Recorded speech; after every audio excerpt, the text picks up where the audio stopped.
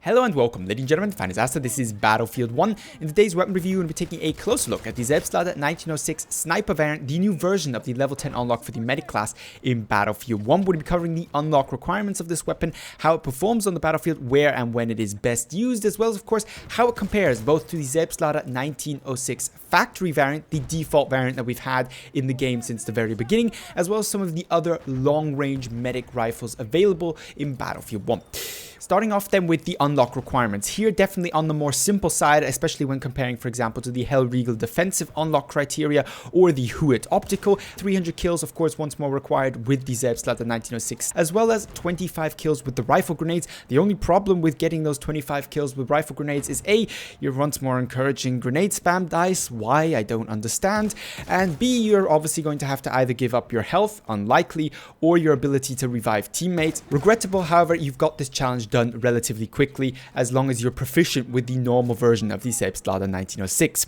Moving on then to the stats of the weapon. They're very similar to the normal Selbstlader 1906 factory, however, there are some key differences. Starting off then with the damage model, maximum damage here of 40, minimum damage of 35. No surprises here, guaranteed all range 3-shot kill, unless of course you shoot your target in the leg or arm, then you will actually require 4 bullets. A further thing to note here is at certain distances, at least in my experience, getting a headshot body shot isn't a guaranteed kill. You're usually, at least at longer distances, going to end up leaving your target with roughly around 5 health. The muzzle velocity of this gun is excellent, 800 meters per second, great for long range shooting and great for shooting moving targets at long range. The magazine size, much like the autoloading 8.35, the other skill cannon it is frequently compared to, is very limited at only 5. The reload times aren't great either. A single bullet is going to set you back 2.817 seconds, with each additional bullet requiring a further 0.45 seconds, unless of course you reload all 5 bullets at once, in which case you're obviously going to reload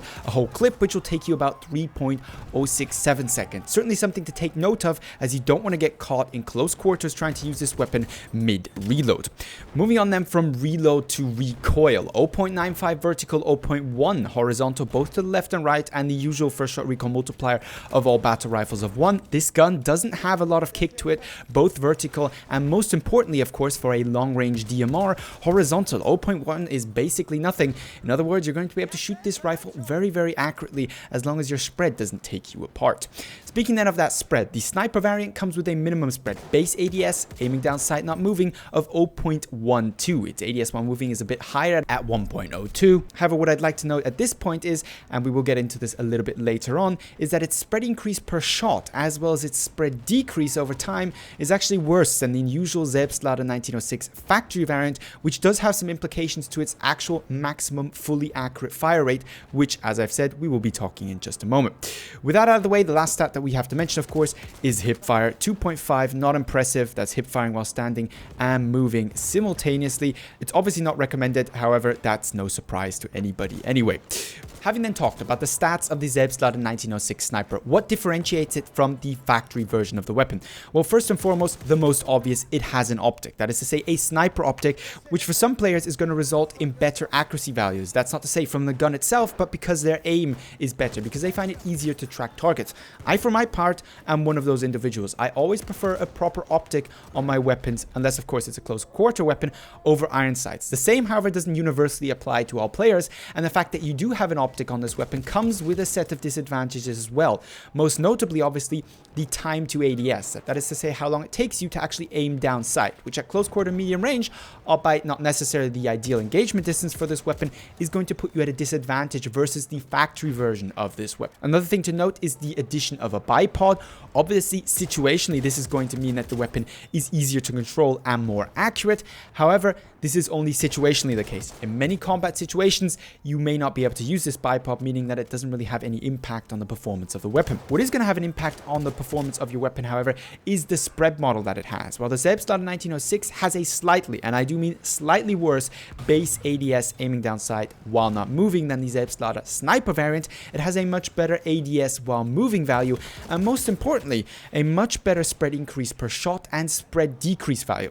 Sounds very technical. What do I I mean by this? Well, to properly illustrate this, we have to do a little bit of math. And when I say we need to do a little bit of math, I'm talking about the maximum achievable fire rate with minimum spread. Essentially, how fast you can actually fire your weapon so that each shot that you fire actually has the minimum amount of spread of your weapon. And in the case of the autoloading 8.35, for example, this is 299 rounds per minute. The case of the Selbstlader 1906 factory version, this is 256.57 rounds per minute. And the sniper version, sadly, this is only 224, and this is because the spread increase per shot on the Selbstlader 1906 is higher, and the spread decrease, measured in degrees per second, is lower. Essentially, the gun accumulates spread faster and loses it more slowly compared to the factory version. Obviously, something that's going to be most impactful at taking out targets at longer ranges, which the sniper version of the weapon you would at least expect to be better at than the factory version. This is something to note. If you're comfortable with iron sights and you're not using the gun at extreme long ranges, likely the factory version, simply put, unless you're engaging in BIPOC combat, is going to be better because you're going to be able to fire the weapon faster. To better illustrate this, let's take a look at time to kills, and these specific time to kill values are done with a couple of assumptions. A, perfect accuracy, not realistic, but for the sake of comparison, necessary. B, the fire rate is not taken to be its maximum fire rate, instead the maximum achievable fire rate with minimum spread, the values we previously talked about. For the Selbstlader 1906 factory, this will net you a time to kill of 0.6. This is at longer ranges. For the autoloading 8.35 marksman, I thought I'd throw this in for comparison, given that it is also one of the so-called skill cannons with low magazine sizes. At longer ranges, where you require 4 bullets with this gun, you're going to have a time to kill of 0.8. Significantly longer, obviously, than the factory. Something that will mean that you can actually lose a firefight in a one-on-one. The Selbstlader 1906 sniper, however, has the same time to kill at longer ranges than the autoloading 8.35 marksman. What this means is that the Selbstlader 1906 factory remains the fastest time to kill weapon at longer ranges, except of course for a sniper rifle headshot. With that out of the way, let's take a step back regarding the general weapon performance in the wider scheme of Battlefield and where its niche performance is, because the weapon has certainly not got a wide application. Why? Well, in close quarters to medium range, the autoloading 8.35 marksman or factory reigns supreme. No questions asked there. At longer ranges, the sniper rifles reign supreme. They simply have the chance of one-shot headshotting you. Furthermore, the advantage of dishing out their damage much faster than any of the medic weapons are, because they don't have to expose themselves too long before being able to duck behind cover again, meaning they're much less likely to actually get hit by an enemy sniper than you are using the Selbstlader 1906. So somewhere between those two ideal engagement distances of most of the medic rifles, LMGs and assault SMGs, and the longer range sniper rifles, that's where the Selbstlader 1906 factory is the best choice. And the sniper version of this is more constrained than the factory version, because while it is maybe better at those longer distances where it's facing the sniper rifles, which is not ideal, in the close quarter situations where time to ADS is of importance, it faces a disadvantage versus the factory. To play this weapon effectively means, as with the autoloading 8.35, to play this weapon not in a reactionary fashion, but in an actionary, proactive fashion, in choosing your targets, engaging them when you want to, and not being run over or surprised by anybody coming around the corner. This applies for this weapon even more than it does for the autoloading 8.35. So if you're familiar with the autoloading 8.35, think of this as a weapon that specializes at those long range engagement distances, however performs even worse in close quarter, especially in more panicky AD-AD automatico situations.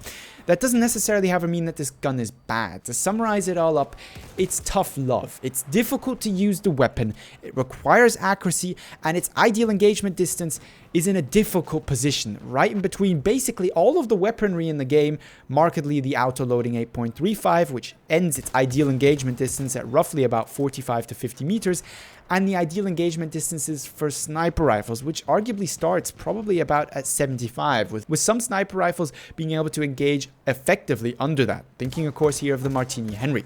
So in that distance, you do have the advantage with the Selbstlader 1906, and that is good. But being able to engage in those distances in Battlefield 1, given that maps are essentially clusters of extreme close quarters and then extreme long range combat, can be relatively difficult. Let me know down below in the comments both what you think of the Selbstlader 1906 factory and sniper, how your experiences have been in the weapon if you're a big user of it, as well as of course your usual video suggestions for future Battlefield 1 videos. If you found the video helpful, don't forget to give it a thumbs up. But with all that being said, I'd like to thank you all very much for watching and hope to see you in the next Battlefield 1 video.